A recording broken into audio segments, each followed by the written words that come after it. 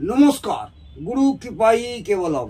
বিগত বেশ কয়েকদিন আগে আপনাদের নামের আদ্যাক্ষর অনুযায়ী জাতক জাতিকাদের চরিত্র কি হবে সেই নিয়ে আপনাদের এ থেকে ওয়াই পর্যন্ত আলোচনা করেছি। আজকে জেড অর্থাৎ প্রত্যেকটা অক্ষরের লাস্ট অক্ষর জেড, এ থেকে জেড পর্যন্ত আপনাদের আজকে বলা সমাপ্ত করব।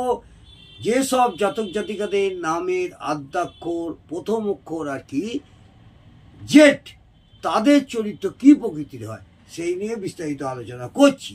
যেসব জাতক বা জাতিকাদের নামের প্রথম অক্ষর জেড, তারা স্থির ও দৃঢ় চরিত্রের হয়, স্থির এবং দৃঢ় চরিত্রের হয়। নিজের পরিবর্গের সঙ্গে থাকতে পছন্দ করে।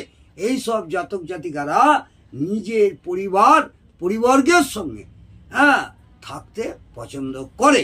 এরা জীবনে যতটা উন্নতি করতে চায়, বেশিরভাগ সময় সেটা পূর্ণ হয় না। চেষ্টা করলেও অনেক সময় সেটা বাধাপ্রাপ্ত হয় এবং সেটা পূর্ণ হয় না। এরা নিজেদের কাজ ঠিক মতো করে, নিজেদের দায়িত্ব ঠিক মতো পালন করে। এইসব জাতক জাতিকারা এরা জীবনে মোটামুটি সুনাম লাভ করে। তাহলে বোঝা গেল আজকে নামের আদ্যাক্ষর যেসব জাতক জাতিকাদের জেড, সেই সব জাতক জাতিকাদের চরিত্র কি প্রকৃতি হয় সেই নিয়ে আপনাদের বিস্তারিত আলোচনা করলাম।